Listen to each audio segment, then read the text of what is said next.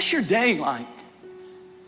If He's not in your day, if He's not in your schedule, if there's no prayer time, if there's no Bible reading, if there's no feeding of your spirit, if there's nothing that hardly acknowledges God all week long, all you are is a trunk Christian. You have Him in the car, in the trunk, and you pull Him out happy hour every Sunday morning. I'm telling you that He will affect your schedule. Every day there ought to be a prayer place. Every day there ought to be time spent in the Word. Did you know that if you'll read the Bible 15 minutes a day, you can read the entire Bible through every year? It doesn't take huge amounts of time, but it's just scheduling it in and saying, you know, I must read the Bible and I must pray. These are important things. And if you'll do it, if you'll read the Word will read you. And dusty Bibles lead to dirty lives. And if you'll read this book, it'll clean you. It'll cleanse you, it'll sanctify you, it'll set you free, it'll help you, it'll strengthen you. And you may not need that word that you read that morning. It may mean, or that night when you go to bed and you open it up, it may mean nothing to you. You just read it. But the next day at about 3 o'clock when all hell's breaking loose and the Holy Spirit will remind you of the very words you read last night, no weapon formed against you shall prosper. And suddenly a confidence comes because you've had Him in your schedule. When you wake up in the morning, don't have a prayer list. Have a list that says this is what's bothering me today. Have you ever tried to pray and your mind wanders? You know what your mind is wandering to? What you really ought to be praying about. And your mind is wandering at this anxious thought about money or something, and you're trying to be religious and pray these nice prayers. You'll either pray or you're worried. And your old worry list is your new prayer list. Consult the Lord, pray about it, ask Him. That's your duty, that's your responsibility to ask the Lord about everything. Before you buy a house, consult the Lord.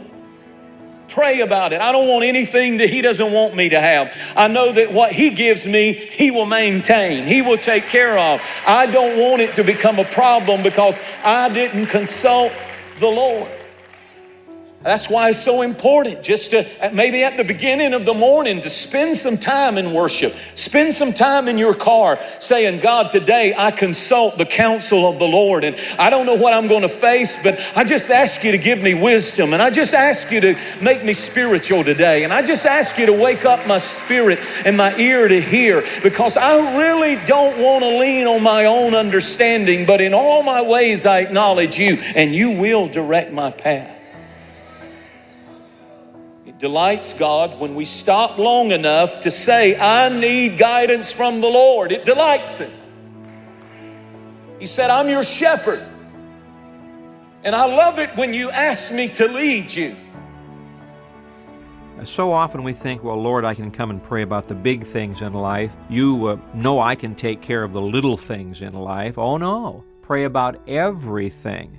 In fact, when you have your devotional time in the morning, and I hope that you do, pray about the whole day. Just take your calendar and just go through the whole day. Pray about everything, and the Lord will give you guidance. What do you do when trouble comes? Do you turn to a bottle? Do you turn to a pill?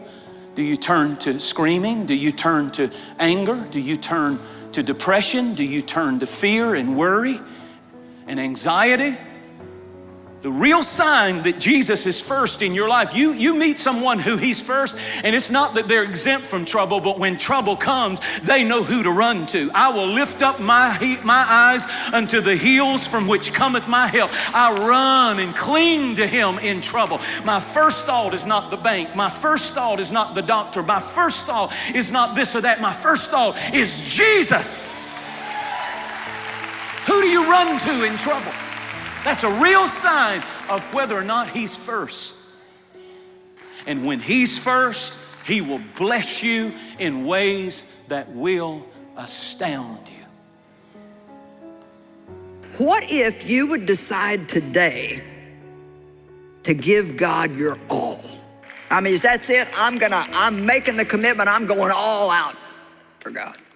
And you're either looking at the enemy or you're looking at the angels. You're looking at the problem or you're looking at the promises. And one thing that we need if we're going to live a victorious, powerful life is the right perspective. You have to see what God sees. No matter what you're going through, don't get your eyes on the littleness of your problem. He's working all things. There's a big picture to every trial, to every challenge, to every adversity we go through. There's a big picture, and He's working all things together for the good to them that are called according to His purpose. Perspective is important, and pray every day, God, show me the big picture. Show me and help me to keep seeing the big perspective of what You see, not just the temporal situation that is causing me to be fearful and worried. Get God's and see God's perspective. If you want victory in your life, you got to constantly pray, Lord, open my eyes and let me see the best, and let me see the good, and let me see the bigness of what Your plan and purpose is for my life. Did you this morning get up and say, I am commanded by God to restir my joy, to rejoice? When you come to a place in your life where you face important decisions, you can't afford to use your intellect alone. We're supposed to be guided by the Holy Spirit. We are supposed to seek the counsel of the Lord on everything. You have to learn to ask before you act. You have to learn to ask before you get in covenant with people, before you start businesses, before you do things, and then you just expect and hope that God will back you up.